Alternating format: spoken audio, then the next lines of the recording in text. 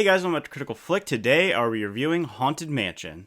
So Haunted Mansion is the newest film based on a beloved Disney Parks attraction. Obviously we've had this movie before. In 2003 we had an Eddie Murphy film that was kind of mixed. It's not the greatest movie in the world, so I was really interested to see how they were going to turn this on its head and try to make it a better movie. And by the end of the film, it really felt like a mixed bag to me. I felt like the first act of the movie is very, very cheesy. It's something that felt like it was ripped right off of the Disney Channel. But as the movie continued and progressed, I really felt like it really hit some of the really strong morals and themes that it was going for. In this film, we see Lakeith Stanfield play Ben. He's an individual that's really struggling with grief and guilt in his life, and I think he plays the character really well. There are moments where I feel like he's almost in a different movie because he's acting on a completely different level than some of the other characters.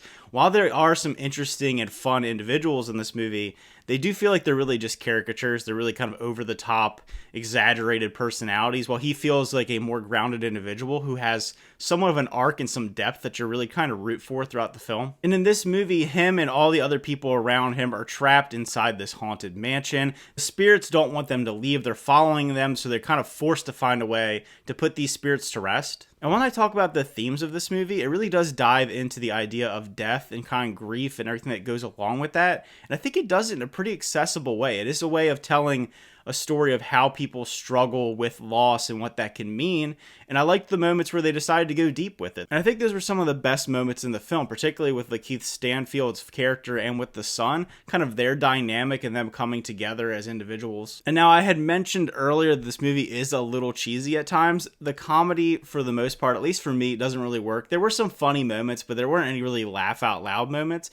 And in particular, it isn't a really scary film either. So obviously it's trying to hit that sweet spot of appealing to maybe some children or younger adults, but then also having something for older adults. And it kind of misses the mark on both. I never felt like it was really, connecting with me on any kind of level. But there are some spooky and kind of scary moments, particularly with Constance Hatchaway, the bride who kills her, her husbands. So seeing that was kind of probably the scariest part of the movie. The Hatbox Ghost himself, played by Jared Leto, I thought he looked fine. And actually seeing Jared Leto in a role where he wasn't, completely over the top and ridiculous recently, it was okay. I mean, it's a lot of CGI, so he didn't really have to do a whole lot in my opinion, but I do think he was serviceable in the role, and I didn't feel like I was watching a character totally detached from the movie that he's in. And when it comes to the visuals of the ghosts and of the mansion, I thought the CGI was pretty decent. There are moments where it looks a little questionable, but I think for the most part, with it taking place in almost all darkness, that helps to cover up some blemishes. By far my favorite part of the film, being a big fan of the Haunted Mansion ride, both in Disneyland and Disney World, were all the Easter eggs and the constant references to the visual gags and the other ghosts that are in the rides, the animatronics.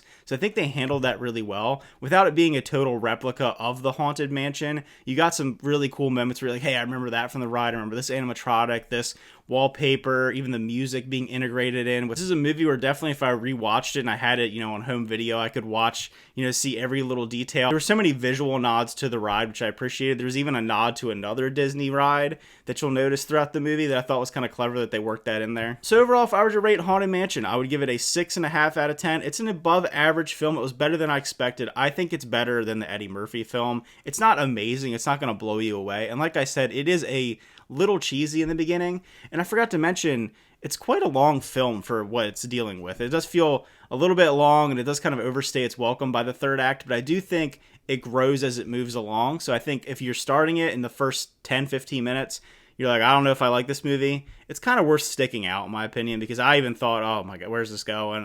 This is just so ridiculous. And then by the end of it, I really felt like it worked on its messaging. It works on kind of its purpose of being a film.